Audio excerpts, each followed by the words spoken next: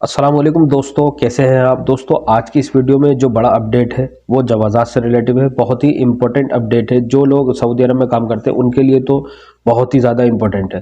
तो वीडियो को पूरा देखें और चैनल पर अगर पहली बार आए हैं तो ज़रूर सब्सक्राइब करें, बेल आइकन पर क्लिक करके ऑल पर भी क्लिक कर लें, क्योंकि इसी तरीके की अपडेट मैं आपके लिए एवरीडे लेकर आता रहता हूँ। तो देखिए, सबसे पहला अपडेट जवाज़ात की तरफ से आया है।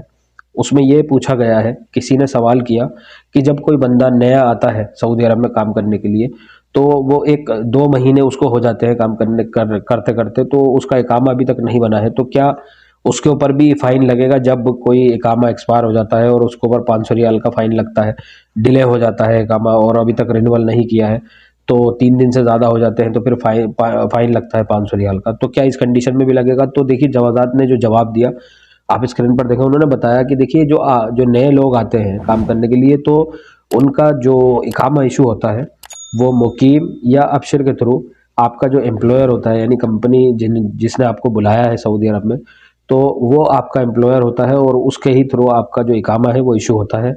उसमें उन्होंने बताया कि आपका मेडिकल रिपोर्ट भी करवाता है और सारी चीज़ें जब क्लियर होती हैं तो उसके बाद ही आपका इकामा जो है वो इशू होता है। जैसा कि आप जानते हैं कि नए बंदा जब आता है तो उसका 3 महीने का जो है प्रोविज़न पीरियड चलता है।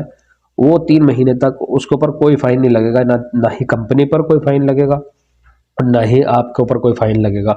तो उन्होंने बताया कि 3 महीने के बाद, यानी 90 दिन के बाद, अगर आपका कफील आपका इकामा नहीं बनवाता है तो फिर 500 रियाल का उसको फाइन लगेगा। अदरवाइज कोई फाइन नहीं लगेगा। 90 दिन तक आप अलातुल काम करें, कोई प्रॉब्लम नहीं है। उसके बाद दूसरा अपडेट देखिए आया है जवाज़ात की तरफ से, ये भी बहुत ही इम्पोर्टेंट है।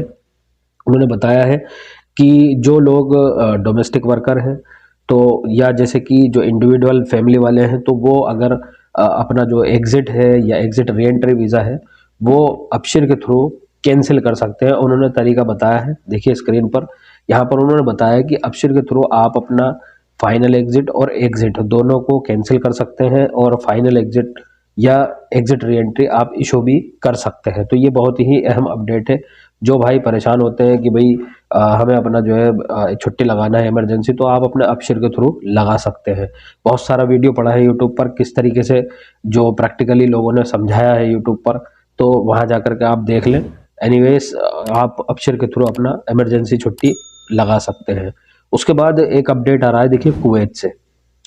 कुवैत में जो कि फिलिपिनो वर्कर्स होते हैं, स्पेशली जो डोमेस्टिक वर्कर्स होते हैं, खद्दामा हुए या फैमिली ड्राइवर हुए, तो फ़िलहाल कुवैत ने फ़िलीपींस का जो वर्क वीज़ा है उसको सस्पेंड कर दिया है।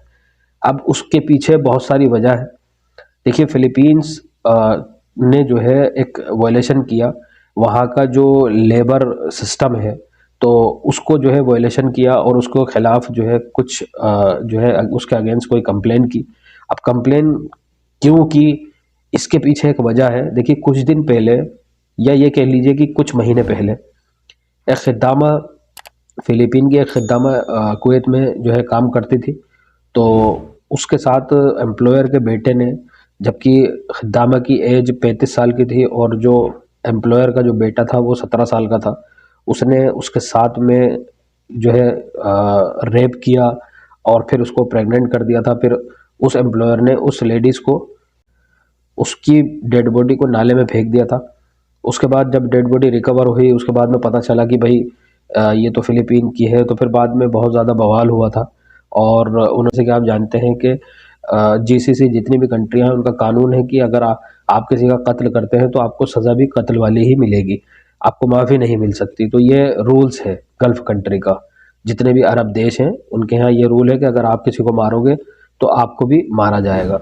उसी हिसाब से इसके चलते लगभग 2,68,000 जो वर्कर्स हैं फ़िलीपींस, उन सब ने जो है ये आवाज़ उठाई है उसके ख़िलाफ़ कि भाई यहाँ पर जो है कुवैत के अंदर जो ये कांड हो रहे हैं। तो इसके चलते फ़िलीपींस एम्बेसी ने भी और फ़िलीपींस ने भी स्पेशली फरवरी में ये अनाउंसमेंट किया था कि भाई हम इसके लिए जो है इसके लिए जो इसके अगेंस्ट कंप्लेन करेंगे।